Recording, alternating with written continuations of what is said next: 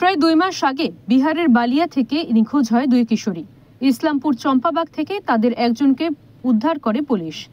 অপরজন চম্পাবাগ থেকে পালিয়ে তেলিভিটাতে মঙ্গলবার ভোরে পৌঁছয়।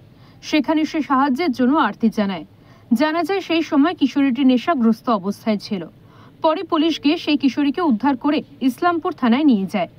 কিশোরীর পরিবারের অভিযোগ, প্রায় 2.5 মাস আগে নিখোঁজ কিশোরী তার খুড়তুতো বোন এবং একজন শিশুকে নিয়ে বাজারে চুড়ি কিনতে যায়। তারা সেখান থেকে টোটোতে করে বাড়ি ফিরছিল। তাদের দ্রুত বাড়ি পৌঁছে দেওয়ার নাম করে 2 মহিলা একটি ছোট গাড়িতে চড়ার প্রস্তাব দেয়। ওই প্রস্তাবে 2 কিশোরী রাজি হয়ে যায়। শিশুটিকে বাড়ির কাছাকাছি নামিয়ে দিলেও এই 2 কিশোরীকে বেহুশ করে ইসলামপুরে নিয়ে আসে একটি দালাল চক্র এবং মোটা টাকার অঙ্কে তাদেরকে বিক্রি করে দেওয়া হয়। বলপূর্বক 2 কিশোরীকে দেহ ব্যবসা করতে বাধ্য করা হয়।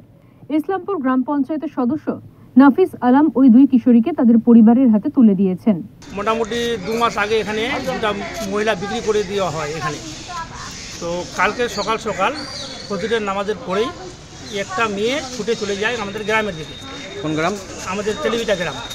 তো ওখানে যায়, যেরকম নেশা করে মেয়েটা ওরকম চলে যায়। যাওয়ার পরে ওখানে মহিলাগুলো দেখলো যে একজন মহিলাকে উপকার সাহায্য করার দরকার। মহিলাগুলো জিজ্ঞাসা করলো যখন, তখন বলছে যে আমাকে চাম্পাবাগে বিক্রি করে দিয়েছিল 2 জন মহিলা। আমি কলেজে পড়াশোনা করতাম, আমি বাজার করে বাড়িতে আসছিলাম, টোটোতে বসে বাড়িতে আসছিলাম, তো দেখছি 2 জন মহিলা বসে আছে ওখানে। তো আমি বসে গেলাম, বসার পরে আর কি আমাকে আর বাড়িতে নামালো না। ইসলামপুর থেকে বিক্রমাদিত্য বিশ্বাসের রিপোর্ট, ওঙ্কার বাংলা।